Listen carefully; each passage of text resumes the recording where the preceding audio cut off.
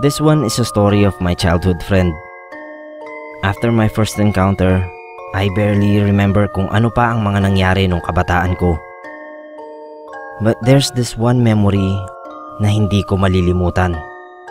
Kahit hanggang ngayon naaalala ko pa.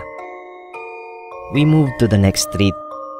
Compound yung nilipatan namin at halos lahat ng nakatira ay magkakamag-anak. This happened 25 years ago. Merong eskinita sa likod ng bahay namin, papunta sa kabilang street, Road 16. Oro Extension naman ang pangalan ng street namin, dito sa San Andres, Manila. Sa tapat ng bahay namin ay may nakatirang malayong kamag-anak namin. May bata noon na palagi kong kalaro. At sabi nga nila, best friends daw kami. Kasi share kami sa lahat. Merienda, soft drinks, text, Jolens, goma. Pati kahit pag siya yung nananalo sa laro, sinishare niya sa akin yung panalo niya. Kaya dumadami yung laruan ko kahit di ako pinapayagan makipaglaro sa ibang bata. Then, nauso yung saranggola. Di ako marunong gumawa ng saranggola. Kasi honestly, I had a strict father. Dating scout ranger ang father ko. Kaya nadala niya ang military discipline sa loob ng pamamahay. Kaya naging ignorante ako sa ilang mga bagay sa labas. Minsan tumakas kami ng friend ko para magpalipad ng saranggola. Naabutan kami ng papa ko sa labas, kaya napatakbo kami pa uwi. At nabitawan namin yung saranggola. Matapos akong paluin pinuntahan niya ako sa bahay para sabihin ng kaibigan ko na kukunin daw niya yung saranggola, na ikinatuwa ko naman. Maya-maya pa ay bumalik siya at sabi niya nawala na daw. Kaya kumuha na naman siya ng mga materyales para gumawa ulit.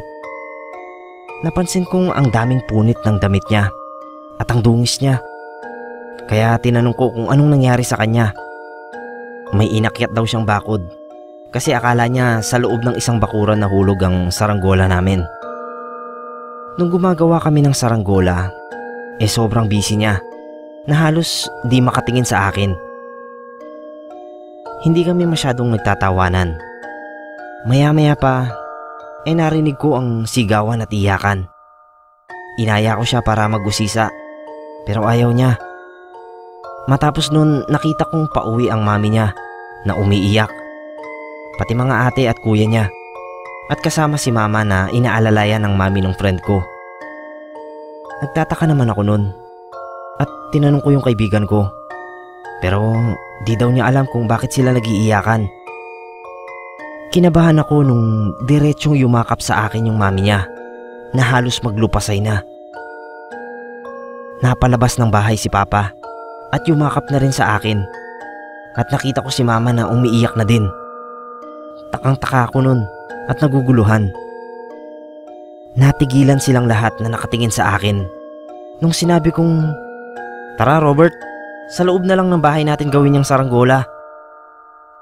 Niyakap at kinarga ako bigla ni mama at ipinasok sa bahay. Naiwan si Robert sa labas na halatang biglang nalungkot. Pinainom ako ni mama ng malamig na tubig. Napansin kong nakatitig si papa sa akin. Kinabahan na naman ako kasi matapang si papa. Di ko alam, baka may nagawa na naman akong kakulitan. Tinabihan ako ni mama nun, sabay haplos sa ulo ko. Tinanong ako ni mama kung anong ginagawa namin ni Robert. At sinabi ko naman na gumagawa kami ng saranggola kasi nawala yung saranggola namin. Kinausap ako ni mama ng malumanay at sinabi niya na wala na si Robert. Di ko pa naiintindihan ang ibig sabihin nun dahil inosente pa ako. Sumagot pa akong andun si Robert sa bahay nila. Nakita ko siyang umuwi. Saka pinaliwanag ni mama sa akin na nasagasaan si Robert ng jeep. Habang patawid, galing dun sa bakanting lote na dala ang saranggola namin. Naintindihan ko na bigla yung sinabi ni mama, pero ayaw tanggapin ng utak ko. Para akong nabingi nun, na di ko na naintindihan ang mga sumunod pang sinabi ng mama ko. Ibinurol si Robert sa tapat ng bahay namin. Pero di ako nakapunta. Nakadungaw lang ako sa bintana, hapon at gabi, na pinapanood ang mga nangyayari sa lamay. Nakatatak pa din sa utak ko hanggang ngayon yung alaala ng burol ni Robert. Matapos nun nararamdaman ko siya. Hapon, 2 p.m, naririnig ko siyang tumatakbo sa eskinita na tinatawag ang pangalan ko. Nagugulat na lang din minsan si Mama pag biglang napapatakbo ako sa pinto ng bahay namin para salubungin sana si Robert. Pero wala na pala talaga yung kaibigan ko. Kaya pala ang daming punit ng damit ni Robert at ang dungis niya. Pumalandra, naipit at napilipit pala ang kaibigan ko sa gitna ng magkasalubong na jeep.